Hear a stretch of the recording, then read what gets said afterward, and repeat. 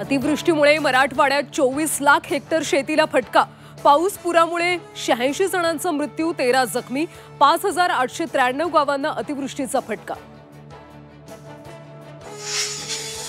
मराठवाड्यात अतिवृष्टीचा 24 लाख हेक्टर शेतीला फटका, 5893 गावं बाधित।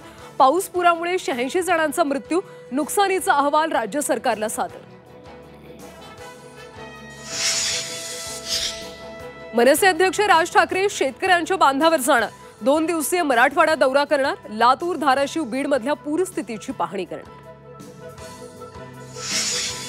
मराठवाड्यातल्या पूरग्रस्त गावात संकटाची छाया, मूलभूत सुविधांकडे लक्ष द्या, महिलांची मागणी।